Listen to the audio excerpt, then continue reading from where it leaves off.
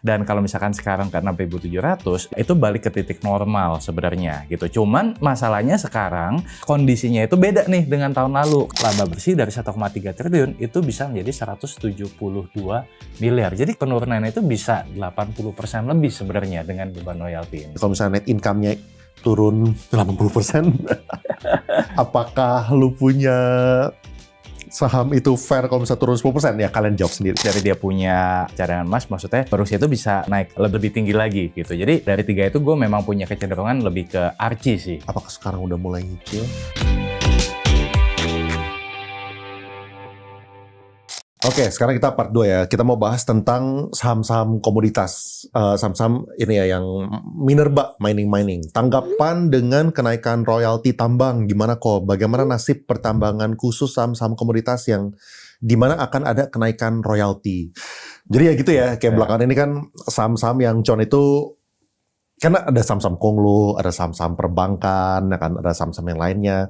Belakangan ini yang Con itu adalah saham-saham batubara, saham-saham mining, peremas-emasan gitu kan. Tapi baru aja pemerintah revisi royalti, jadi saham-sahamnya itu pada turun gitu. Ini di hari pertama ya, kayak Indi, Inco, Archie, MDK, Emas, BLMS itu turun sekitar 10%, bahkan bisa lebih lah, ada yang sampai 12%, 13% gitu. Artinya kalau misalnya kita hitung ya kan, MDK aja dia punya market cap setahu gue sekitar 60-an T, Archie 30-an T, dan kalau misalnya kita combine, ya berarti penurunan 10% itu bisa drop secara value 15-20 T easily gitu kan, dalam waktu 1 hari, sekejap gitu setelah berita ini tuh muncul gitu kan. Walaupun emang ada yang sedikit rebound setelah itu gara-gara ada announcement bahwa ditunda lah atau mungkin bisa berubah lah ya. Kita masih nggak tahu akhirnya kayak gimana gitu. Tapi kelihatannya yang teriak-teriak itu bukan cuman kita aja di Indonesia. Tapi baru belakang kemarin juga ada surat dari Kadinnya China ya, Chamber of Commerce-nya China. Ini gue lampirin suratnya, kalian mungkin juga seharusnya udah pernah lihat. Cuman gue highlight beberapa aja deh, ini gue bacain ya. On behalf of all Chinese invested enterprises operating in Indonesia, we extend to your excellency our highest respect and sincere regards. Puji dulu dong, gitu kan. Kita angkat dulu. Ya kalau misalnya surat cinta harusnya manis-manis dulu gitu. The vast number of Chinese invested enterprises in Indonesia have consistently supported the administration of government the administration of government of Indonesia, promoting economic growth, creating employment, bla bla bla dan lain-lain. Ini ngomongnya manis-manis lah ya. Tapi setelah itu ada tulisan however. Nah itu intinya di situ tuh. Ada however-nya nih. Enterprises in Indonesia have generally encountered prominent issues. Ada beberapa poin ya, termasuk corruption and extortion by competent authorities. Terus di halaman seterusnya dia juga ngomong tentang ini. Royalty, tentang royalty ini ya. Taxes and fees, including mineral resource royalties, have been raised repeatedly, accompanied by intensified tax inspections and hefty fines amounting to tens of millions of US dollars, creating panic among enterprises.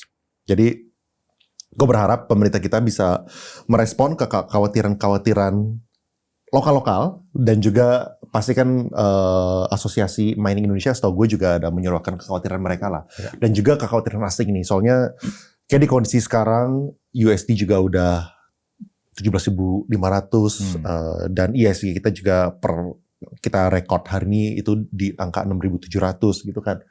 Kita butuh banget confidence bukan cuman lokal doang tapi juga asing gitu. Soalnya deras banget outflow dari asingnya, bukan di bond market doang tapi di sisi equity juga gitu kan. Jadi tolonglah Pak.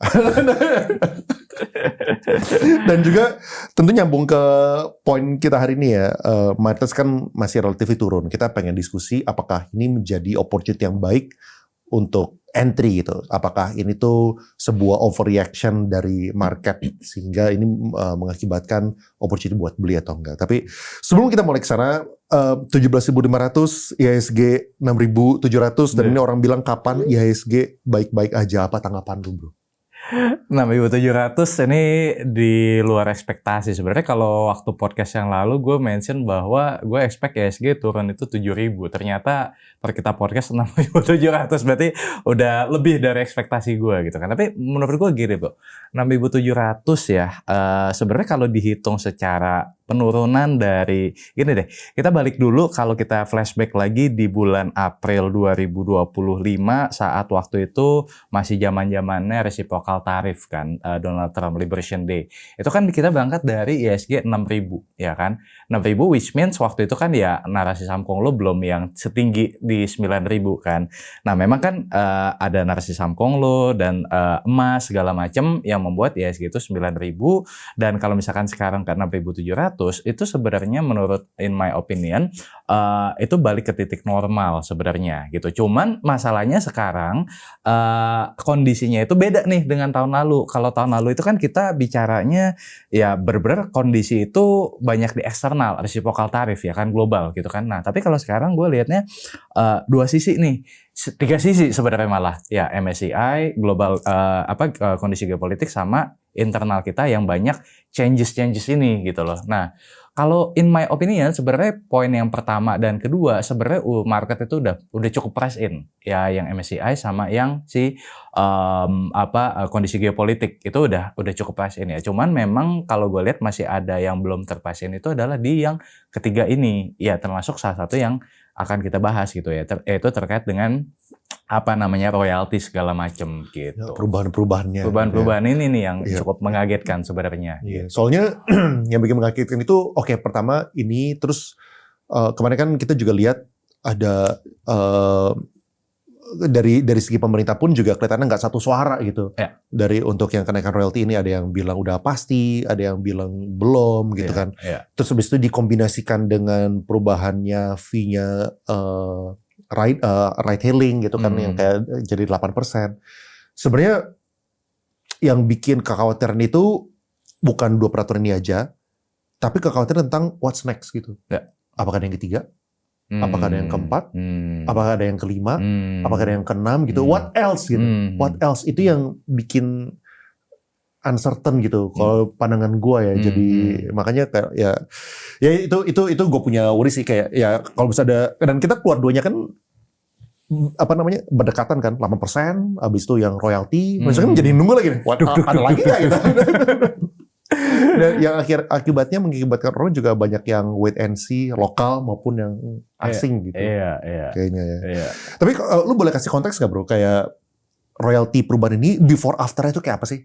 Oh oke. Gue coba share screen kali ya. Iya. Oke, jadi ini adalah usulan ya kebijakan perubahan tarif royalti. Yang sebelah kiri ini adalah yang before, yang kanan ini adalah yang after ya teman-teman ya. Jadi di sini ada beberapa ya, ada timah, emas, tembaga juga ada tembaga konsentrat, ada tembaga katoda, ada perak, ada nikel. Nah, di sini yang sebelah tengah ini adalah yang lama, yang kanan ini adalah yang baru. Nah, jadi cara bacanya sebenarnya gini, misalkan kayak timah. Timah itu dari yang tertingginya royalti 10% menjadi yang tertingginya 20%. Emas dari yang tertingginya 16% menjadi tertingginya 20% dan seterusnya. Nah, jadi di sini kalau misalkan dilihat ya, yang paling cukup tinggi kenaikannya itu adalah si timah sebenarnya kali ini. Karena kenaikannya itu 2 kali lipat. Dari 10 menjadi 20. Kalau yang lain ya naik tapi kenaikannya nggak setinggi timah ya. Karena misalkan kayak emas deh. Emas dari 16 ke 20 4%. Tembaga dari 10 ke 13 kurang lebih 3%. 7 ke 10 juga 3%. Perak itu juga 5 ke 8 berarti kurang lebih sekitar 3%. Nah ya, jadi kalau yang cukup hit, cukup besar ya menurut gua kali ini sebenarnya timahnya sih, Bro, gitu. Menurut lu ini prinsip perubahan itu gara-gara apa gitu? Kayak kenapa sekarang? Kalau gue lihat salah satunya adalah karena ini, Bro. Nah, jadi ini gue coba tampilkan ya, kita punya struktur APBN. Nah, gampangnya ini yang sebelah kiri adalah 2025 last year, yang ini adalah 2026 RAPBN-nya gitu kan, sampai dengan realisasi per 31 Maret 2026. Jadi per Q1 gitu ya. Nah, kenapa ini dilakukan? Karena kalau kita bandingkan ya, gue langsung ke bagian bawah aja. Di tahun lalu kita punya defisit fiskal per kuartal 1 itu 0,4%. Dan di kuartal 1 2026 kita punya fiskal defisit itu naik menjadi 0,93%. Artinya apa? Kalau misalkan kita bodoh-bodohan ya, kita kalikan 4. Ini kan baru kuartal 1, Bro. Kalau kita kalikan 4, 0,9 dikali 4 kurang lebih berarti sekitar 3,6%. Itu akan melewati dari batas yang diatur oleh negara yaitu maksimal 3% gitu. Nah, berarti kan kemungkinannya berarti kan caranya dua nih. Satu, pendapatan dinaikkan, kedua belanjanya ditahan. Nah, kalau misalkan kayak belanja ditahan, itu kan ada banyak sektor yang mungkin terdampak. Nah, berarti cara yang lain gimana? Pendapatannya dinaikkan. Nah, pendapatan sendiri itu buat teman-teman ketahui itu ada dua. Ada yang namanya pendapatan pajak ya, yang poin 1.1 ini ya. Ada yang kedua namanya PNBP. PNBP itu adalah penerimaan negara bukan pajak gitu. Nah, jadi kalau misalkan pajak kan ya biasa lah ya, maksudnya ya kayak kita baru Cortex kemarin segala macam gitu kan. Nah, sekarang yang lagi mau dinaikin juga adalah dari sektor si PNBP-nya gitu. Nah, salah satunya apa? Adalah dengan tadi ya, dengan menaikkan royalti. Nah, jadi kalau misalkan dilihat nih, oh sektor yang lagi manggung apa? Ya misalkan kayak komoditas ya kan, ada emas segala macam, timah, tembaga, nikel, itu kan lagi naik memang. Nah, ya ini yang coba untuk dinaikkan royaltinya supaya PNBP-nya naik. Supaya ujung-ujungnya apa? Ujung-ujungnya adalah supaya defisit fiskal 3% ini ketahan gitu loh. Iya. Tapi apakah itu tentu ada argumen lain, ada yang bilang misalnya kan setahu gue kita punya government spending di Q1 kan salah satu pertumbuhan yang tertinggi lah, something like 20% gitu kan, Q on Q-nya gitu ya. Jadi tentu ada 47% ya. Apa ya tuh? Pertumbuhannya, growth-nya dari 413 miliar jadi 610 miliar, 47%. Oh, government spending-nya berarti yang grow sangat besar gitu ya, dan itu ya makanya tadi yang kayak Rifan bilang ya, supaya kita masih bisa maintain di bawah 3%, berarti ininya belanja negaranya turun. Paralel atau pendapatan negaranya dinaikin. Ya, gitu. dua-duanya lah. Dua-duanya. Tapi seberapa signifikan ya? Tadi kan yang Lukas tunjuk itu naik 3%, naik 4%. Apakah itu bisa memberikan impact ke bottom line yang di bawah ini nih? Yang defisit fiskalnya? Defisit fiskalnya di sini, iya. Oke. Apakah bisa? Nah, ini gue coba bikin sebenarnya exact number-nya susah ya untuk dihitung ya. Tapi mungkin kita bisa lihat dari seberapa besar kontribusi dari PNBP ini, Bro, gitu ke APBN. Jadi ini mungkin gue coba kasih gambaran ya. Misalkan kayak royalti. Royalti itu realisasinya adalah sekitar 106,26 ini dalam apa ya, gue lupa nih, dalam triliun. Ya. Berarti kan 106,26 triliun ini dari pendapatan royalti. Kalau kita bandingkan dengan PNBP-nya yang sebesar 130,17 triliun. Mayoritas itu sekitar 81%. Ya, jadi artinya kalau misalkan kalau misalkan royaltinya ini, let's say misalkan dinaikkan ada yang 3%, ada yang 4%, ada yang 10% langsung. Gue belum dapat gambaran angkanya berapa, tapi ya itu akan cukup membantu dari sisi PNBP-nya tadi gitu. Nah, terus kemudian kalau misalkan kita bandingkan terhadap pendapatan negara secara keseluruhan, pendapatan negara itu kan di sekitar kalau annualized itu sekitar 3.451 triliun. Ya kan, itu secara kontribusi itu sekitar 4,7%. Jadi sebenarnya bukan yang paling gede, yang gede pasti masih dari pajak ya, tapi ngebantu lah untuk supaya nahan si 3% tadi gitu. Iya. Sebenarnya yang diharapkan sebenarnya kan ada banyak cara lain juga gitu. Bisa aja misalnya ya tentu ini pertimbangannya pemerintah ya. Kan alternatifnya untuk menaikkan ini sebenarnya bukan untuk naikin royalti juga, bisa aja untuk dengan ningkatin volumenya, kuotanya, yang mungkin menjadi salah satu alternatif juga gitu kan, jadi win-win gitu. Ya cuman ya gue percaya lah pemerintah pasti memikirkan yang terbaik buat kita. Harus percaya, bro. Harus percaya. Oke, ini kan kenaikan royaltinya berbagai lah ya.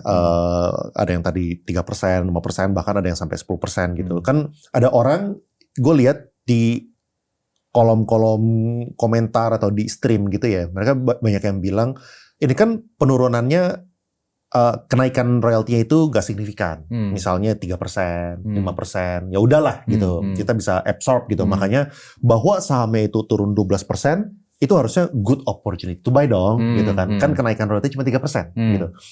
Nah, menurut lu kayak gimana? Gimana caranya orang itu mengakses apakah penurunannya ini yang 12% ini wajar kalau misalnya royaltinya itu naik 3, 5 atau bahkan 10% gitu. Cara untuk mengakses dari segi fundamental itu kayak gimana? Nah, pertama yang harus dilurusin dulu gini, Bro. Let's say misalkan tarif royalti naik 3%.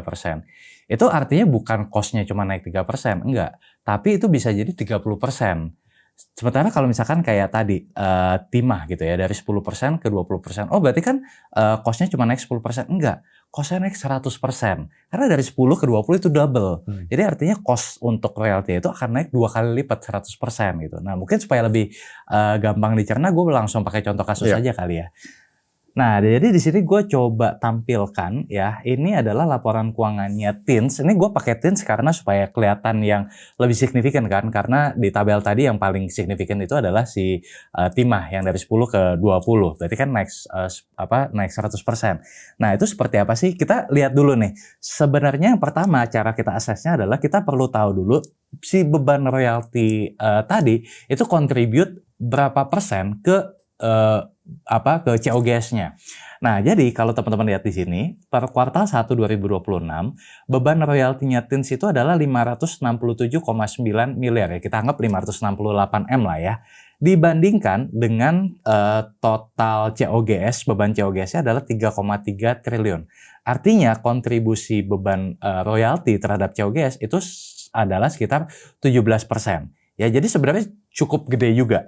Nah, kalau misalkan tadi ditanya, 567 miliar itu kalau 10%. Kalau naik 20% berarti kan cuma naik 10% dong. Berarti cuma naik 56 M. Enggak gitu.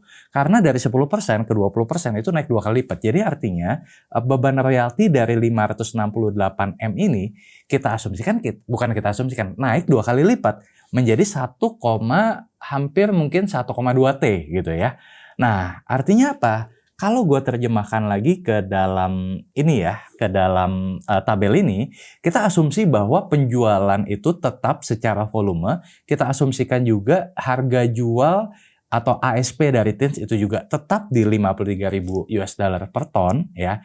Estimasi revenue kan tetap ya 1,34 miliar US dollar. Nah, tapi COGS-nya dia itu naik 2 kali lipat dari 133,9 juta US dollar dengan asumsi tarif royalti 10% menjadi ya 267,8 juta US dollar kalau dengan asumsi tarif royalti sebesar 20% gitu. Nah, ini kalau misalkan dari segi COGS-nya. Nah, sekarang mungkin gue coba jelasin lagi gimana dampaknya kalau ke laba bruto, laba usaha, dan laba bersih. Ini adalah skenarionya, Bro.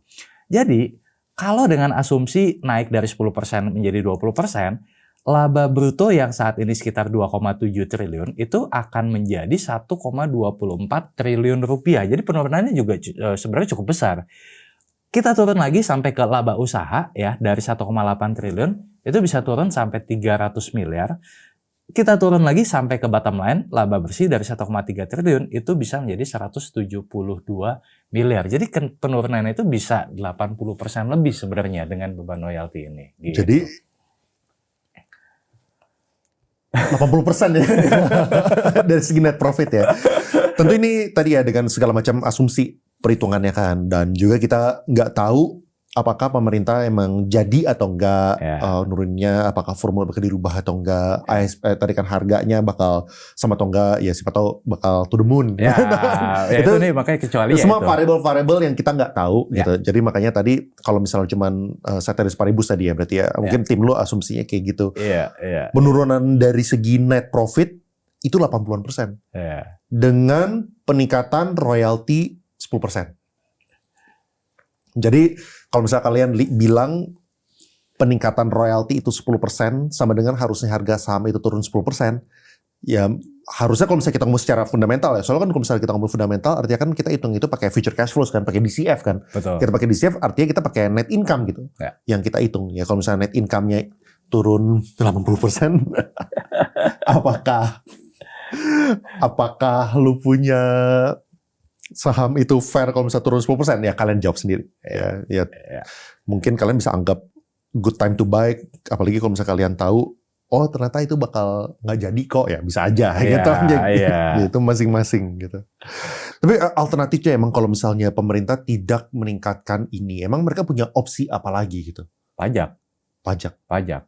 Ya pajak. Jadi Iya. kan ya makanya dengan ada Cortex ya kan apa namanya eh ya yang tadinya belum punya NPWP dikejar punya NPWP ya kan. Terus kemarin kan kayak misalkan kayak freelance ya yang tadinya tidak dikenakan pajak jadi dikenakan pajak. Jadi kan ada banyak cara yang kemarin dilakukan oleh pemerintah untuk naikin pajak. Tapi somehow sepertinya mungkin kenaikan pajak itu juga kenaikan penerimaan pajak belum cukup untuk ngejar si nahan si 3% tadi. Karena kan kalau dilihat dari yang struktur sebelumnya itu dengan asumsi kita masih nahan subsidi ke minyak juga masih diberikan pemerintah gitu kan. Benar.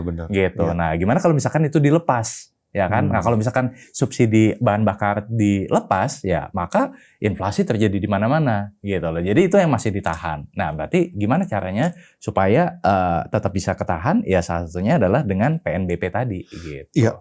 Emang ya tadi yang awal lu bilang kan soal alternatifnya adalah naikin omset atau kurangin cost gitu kan. Dan costnya kan sekarang mungkin juga ada sesuatu yang unexpected yang terjadi, which is pertama IDR-nya itu di luar dari ekspektasi naiknya kayak gitu. Terus kedua juga harga minyak gitu kan, harga minyak. Terus ya atau alternatif lainnya adalah yang mangkas ya nyari pos-pos yang nggak se-impactful itu untuk dikurangin gitu Iya, alternatifnya betul. mereka. Makanya kan yang kalau nahan itu kan kayak ya MBG udah mulai dikurangin kan. Itu kan kalau nggak salah kemarin beritanya muncul ada penghematan 50 triliun. Nah, jadi kan kayak itu salah satu contoh efisiensinya ya kan. Tapi yang ini bakal dinaikin juga buat nahan si 3% tadi.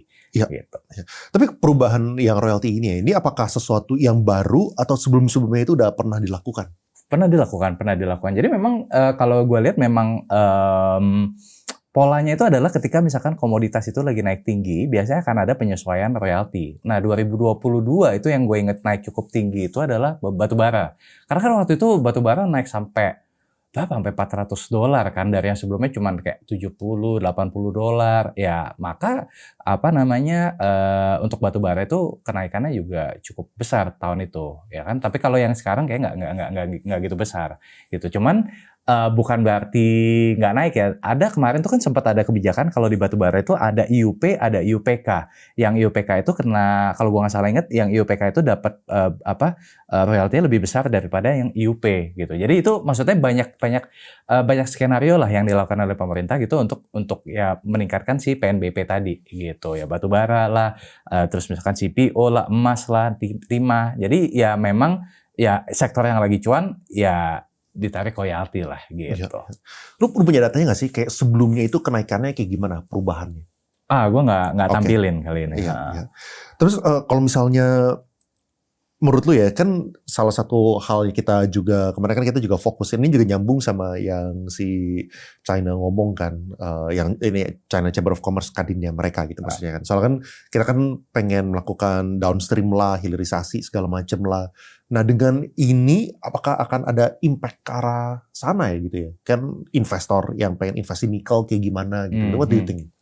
Kalau ditanya impact ya mungkin ya pasti ada lah ya, karena dengan kenaikan. Jadi gini, kalau misalkan dari sisi emiten, dia kan harus ngejaga supaya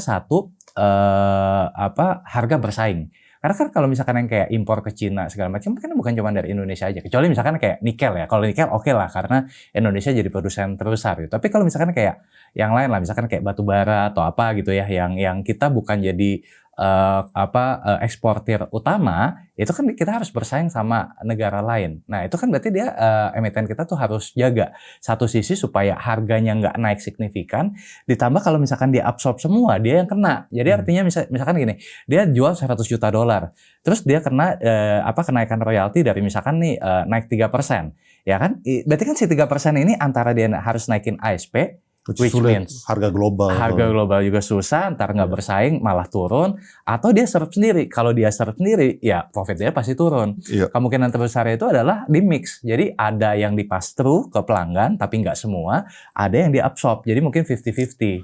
Iya. Gitu. Walaupun ya gitu, emang gue juga nggak tahu sih apakah itu kita ngikutin harga global atau enggak sih? Biasanya kalau orang beli gue nggak ngerti yang bagian Tergantung, misalkan kalau kayak ada yang kontrak, kalau kontrak yang mengikuti misalkan selama 6 bulan ke depan, gue pokoknya delay di harga sekian. Oke. Ada yang pakai harga spot, ya kan, tergantung si kontraknya sih, Bro. Gitu. Tapi sebenarnya ya kalau misalkan kita assume bahwa ke depan, ini pasti kan pertanyaannya adalah apakah ini akan menggerus profitability. Tadi di slide ini adalah dengan asumsi harga flat ya, harga sama. Kalau harga flat, volume penjualan juga flat, ya otomatis ya pasti akan turun, ya kan. Tapi kalau misalkan nih, penjualan produksi dan penjualannya bisa dinaikkan secara volume, ASP-nya juga naik, ya bisa jadi secara bottom line-nya juga akan ngimbangin gitu. Iya. Ya ini ya terkait ke hilirisasi segala macam juga pasti kan investor bakal ngeliat. Soalnya waktu mereka invest kan pasti mereka ada hitung-hitungan juga kan, mereka pengen invest berapa, dapatnya berapa gitu. Betul. Ya. Kita harapkan asing tetap pede invest di Indonesia. Ayo perusahaan China, kita bagus kok Indonesia. Setelah penundaan windfall tax, gimana potensinya buat saham-saham yang di gold, timah, dan nikel, Korifan? Oke, menurut lu kayak gimana? Nah, kalau soal penundaan kan juga masih 50-50 ya kan. Tadi kan ada yang bilang penundaan, ada yang bilang ini pasti ya kan. Ya cuman sebenarnya kalau gue lihat sebenarnya ya apapun itu ya namanya peningkatan royalti, apapun itu yang namanya windfall tax segala macam ya pasti memberatkan sih dari sisi pelaku usaha ya pastinya ya. Secara profitabilitas yang mungkin akan turun, ditambah lagi kan sekarang juga sebenarnya ada RKAB ya kan, batu bara, nikel itu kan juga kena RKAB. Jadi kedepannya sih gue lihat akan ada tantangan yang cukup berat sebenarnya. Kecuali ya tadi harga bisa naik lagi gitu loh. Nah, cuman apa nih yang bisa membuat harga naik lagi? Ya kan, apakah dari sisi globalnya udah cukup untuk permintaan itu naik? Ya kan, misalkan kalau kayak nikel deh, ya berarti apakah EV-nya akan naik sekencang itu? Atau misalkan permintaan untuk pembangkit listrik juga setinggi itu? Batu bara juga demikian. Jadi sebenarnya kalau kita sebagai investor yang kita mesti lihat adalah apa nih yang bisa membuat si harga komoditas itu meningkat. Kalau misalkan tidak ada sesuatu yang membuat harga komoditas itu meningkat, ya dengan adanya windfall tax atau apapun itu, royalti segala macam, akan memberatkan. Ya. Gitu. Oke, sekarang kita masuk ke battle saham nih bro. Ini kita for fun aja. Baru ini tentu disclaimer ya. Ini kita bakal nyebutin, gue bakal nyebutin beberapa saham di beberapa kategori. Misalnya kalau misalnya emas itu BRMS, Archie, emas. Lalu gue bakal tanya Rifan itu kayak dampaknya dengan perubahan dari peraturan ini, royalti. Kalau misalnya diterapkan dengan apa yang udah di-announce kemarin, itu kira-kira dia bakal miliknya yang mana? Dari 3 ini gitu. Tentu ini sekali lagi bukan ajakan buat jual beli, soalnya yang kita ngomong ini cuma dari 3 saham ini, kalau misalnya kepaksa dari 3 gitu kan. Sedangkan kita stock universe-nya kan di IHSG ada 900-an gitu. Dan ini juga berdasarkan data per sekarang, per direkord, dan juga opini pribadi. Oke, kita mulai dari itu dulu bro, mulai dari emas dulu. Emas, BRMS, Archie. Di antara 3 itu yang lu pilih yang mana and why? Oke. Ini mungkin gue harus sungkem dulu ke Leon, karena pasti gue tahu jawabannya akan beda kan. Tapi kalau gue Archie. Kenapa? bukan emasnya. Bukan emas ya. Pertama mungkin Archie ya karena pernah dapat Bagger juga tahun lalu ya. Terus udah gitu kan Archie ini sebenarnya masih cadangan emasnya juga masih banyak sekali. Kemudian juga dia kan baru kena longsor tahun lalu, sekarang juga pulih ya. Kedepannya juga belum fully utilize juga dari dia punya dari dia punya cadangan emas, maksudnya produksi itu bisa naik lebih tinggi lagi gitu. Jadi dari 3 itu gue memang punya kecenderungan lebih ke Archie sih gitu. Ya. Apakah sekarang udah mulai nyicil? Sekarang udah TP malah. Udah TP. Iya. Benar. Itu kalau misal MDKA, AMMN, Antam, ini yang multi komoditi ya, yang lu pilih yang mana antara 3 ini and why? MDKA, Aman, sama Antam. Mungkin kalau 3 ini gue prefer Antam, bro. Gara-gara? Pertama mungkin kalau dari segi valuasi ya, valuasinya Antam sekarang PBV sekitar 2,2 kali lebih murah ketimbang let's say misalkan MDKA sama Aman yang kalau gue nggak salah tuh sekitar 4 atau 5 kali gitu. Jadi secara valuasi lebih murah. Yang kedua gue juga lihat dari segi leverage ya. Antam ini termasuk yang leverage-nya nggak terlalu tinggi. Jadi debt to equity ratio kayak cuma 0,14 kali kalau gue nggak salah, sementara yang lain tuh udah di atas 1 kali, artinya ya leverage-nya lebih gede. Dan dalam kondisi sekarang yang ada beban royalti lah, ada ini ada itu, ya jadi akan cukup menekan kalau misalkan si emiten ini punya leverage utang yang cukup besar. Jadi gue punya preferensi, yaudah deh kalau misalkan kayak multi commodity gitu cari yang leverage itu nggak terlalu besar gitu. Dan dia kan juga Antam juga ikut dalam proyek hilirisasi juga kan gitu. Jadi mungkin 3 poin itu sih yang membuat gue cukup lebih pro-nya itu ke Antam. Menariknya Antam itu baru di depak sama small cap.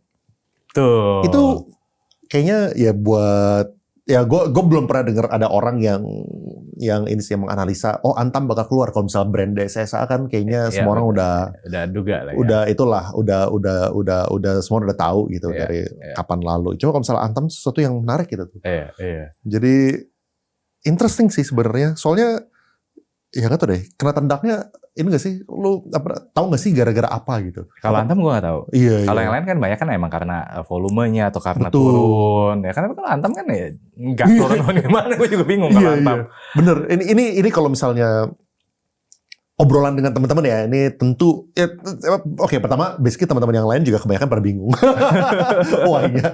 Cuman kalau alasan yang paling diomongin yang menurut gue juga alasannya menurut gue aneh, tapi ini alasannya gitu kalau misalnya kita mencari cocok logi adalah Antam it's too big for small cap but it's too small for large cap gitu. Atau mungkin ya mereka belum boleh ada edition juga gitu.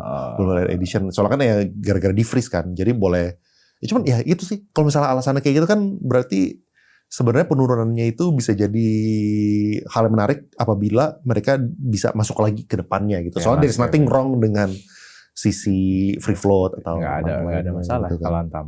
Yeah. Menarik makanya Antam. TINS, Inco, NCKL ini single commodity bets yang lu pilih apa dan kenapa nih?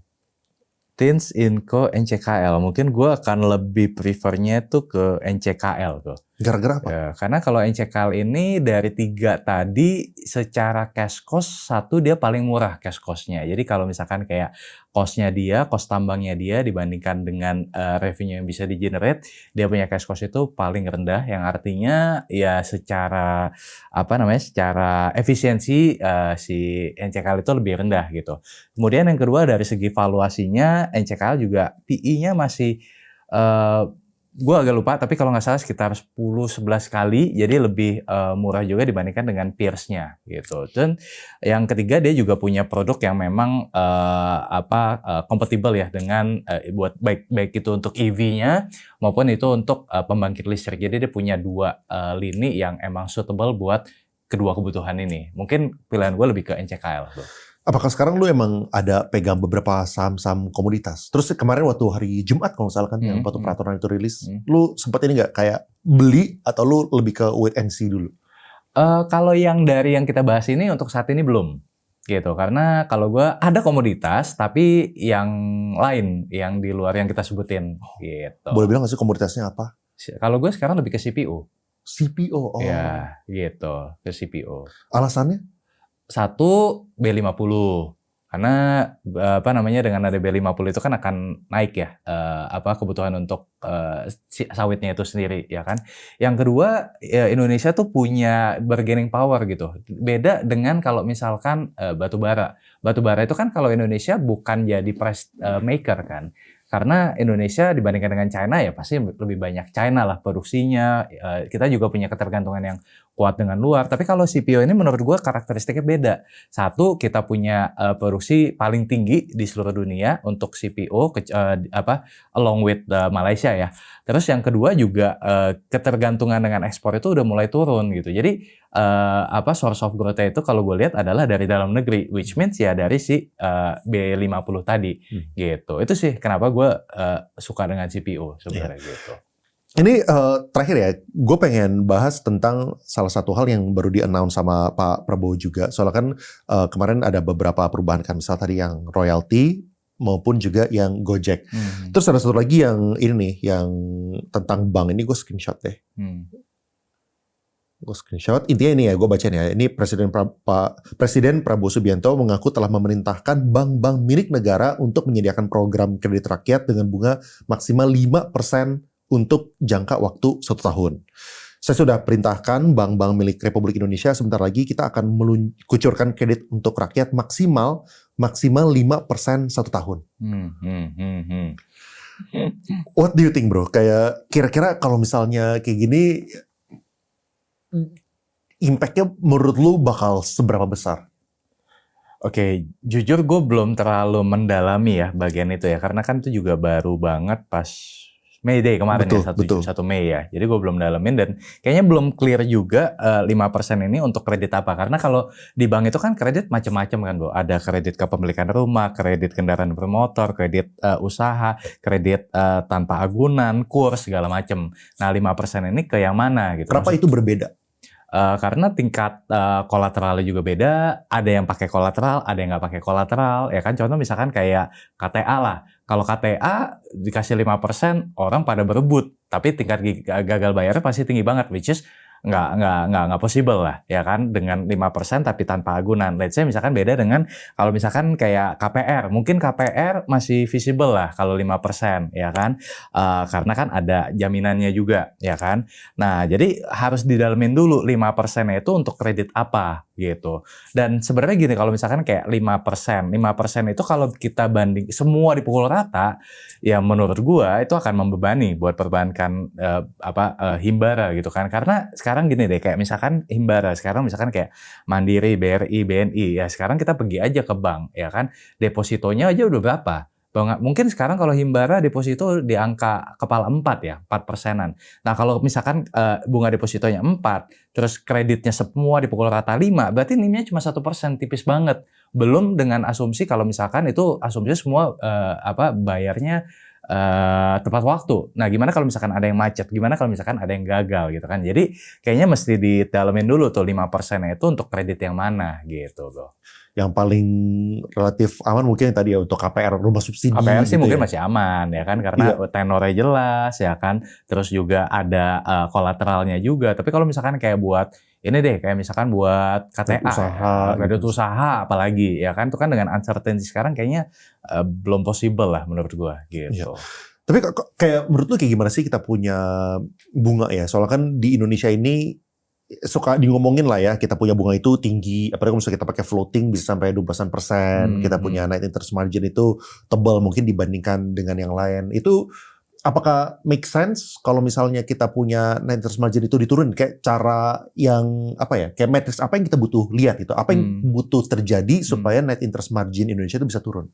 Nah, wacana bahwa net interest margin Indonesia, bank di Indonesia itu salah satu yang tertinggi di ASEAN itu sebenarnya udah berita yang udah lama banget dari 2016 sampai 2017 gitu, Bro. Ada wacana waktu itu mau diturunkan, saham perbankan jeblok lagi. Sekarang juga beberapa waktu lalu juga mulai menguak lagi gitu kan.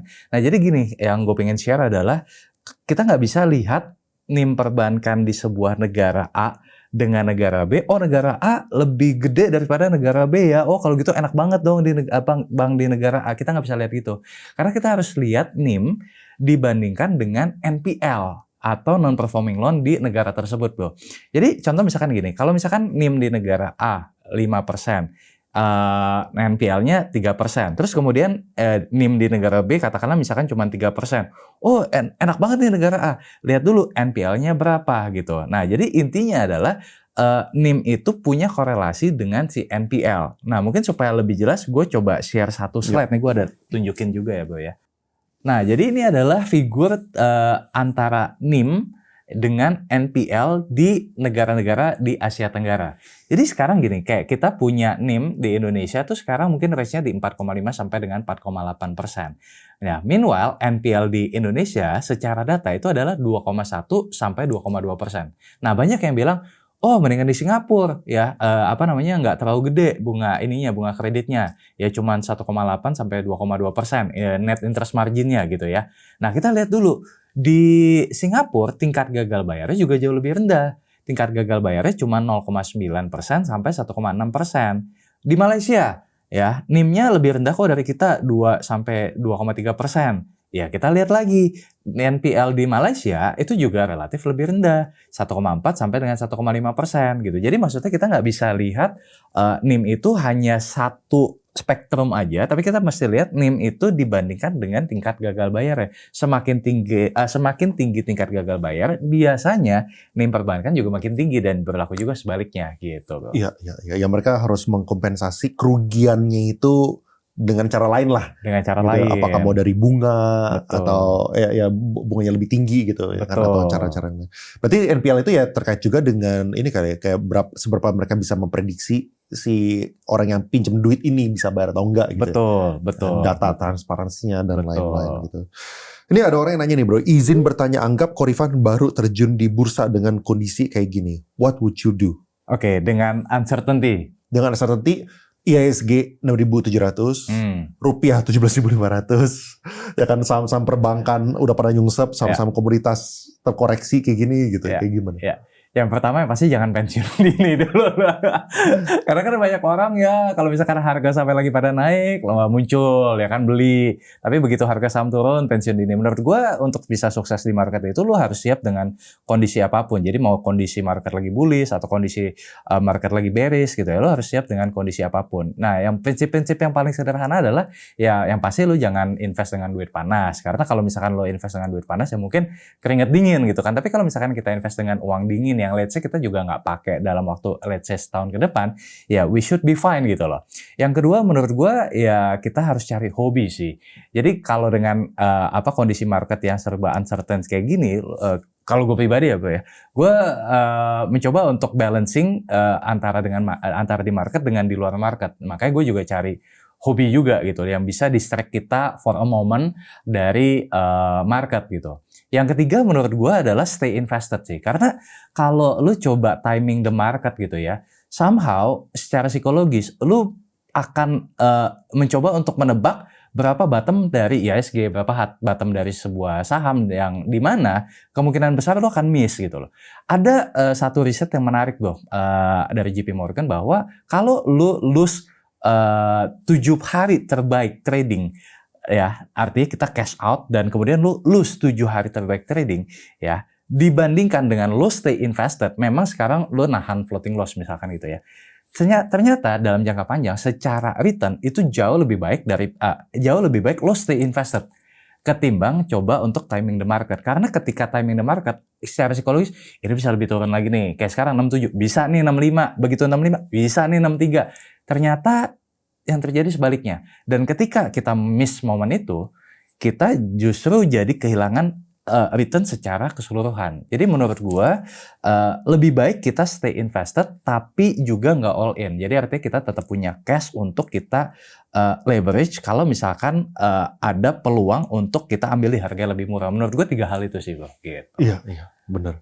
Ya, soalnya kalau misal orang yang berusaha timing, biasanya waktu turun juga nggak beli bro. Iya, nunggu lebih rendah. Misalnya kan 67 gitu misalnya, mereka ada saham apa yang mereka ada bidik gitu kan, yang bagus dari segala macam cara, tetap nggak beli juga. Nanti belinya kalau sudah naik kan. Itu dia. Iya. Sejujurnya ada nggak sih kok saham Indo non bank yang layak di hold sampai tua? Misalnya sama kayak di US, kayak anggapan orang kan S&P 500 misalnya, mereka bisa beli indeks, mereka tinggal cicil doang gitu kan. Di Indo ada nggak sih gitu? Kalau gue boleh jujur, belum ada. Kecuali di US. US itu misalkan kalau lu percaya dengan tech gitu ya, tech ya bisa lah. Karena tech di US ya dengan di Indo ya beda kan. Let's say misalkan dengan AI segala macam itu kan akan jadi the future gitu. Sementara kalau di Indo belum ada. Terus kemudian misalkan kayak industri pertahanan, itu kan kalau misalkan di US itu juga sesuatu yang sustainable. Di Indonesia belum ada industri pertahanan gitu. Jadi maksud gue kalau untuk di Indo memang mayoritas adalah buat mid term, bukan buat bener-bener long term. Kalau buat bener-bener long term ya mungkin gue cuma bisa naming bank, mungkin some of the consumer, tapi itu pun juga nggak semua. Karena consumer, let's say misalkan kayak Unilever, dulu orang bilang oh Unilever bisa buat 10 tahun, 20 tahun ke depan. Tapi ya kita lihat apa yang terjadi dari 2018 ke 2025 kan ya turun gitu loh. Ya 2026 ini memang agak naik lagi gitu kan. Terus kemudian misalkan kayak ICBP pun juga ya ada naik turunnya juga. Begitu misalkan kayak perang kemarin Rusia Ukraine, harga gandum meningkat, ya otomatis ya dia punya laba juga turun gitu. Jadi maksud gue kayaknya belum ada satu yang benar-benar bisa kita hold, abis itu kita merem tuh kayaknya belum ada sih selain bank. Bank aja juga ya sekarang lagi drawdown juga gitu. Bener-bener. Sayangnya di Indonesia kita harus kerja lebih keras, ya kan? Apalagi rupiah sekarang ATH, all time high. Gitu. Satu-satunya yang lagi ATH di Indo adalah IDR. Thank you so much for your time, appreciate it. Thank you.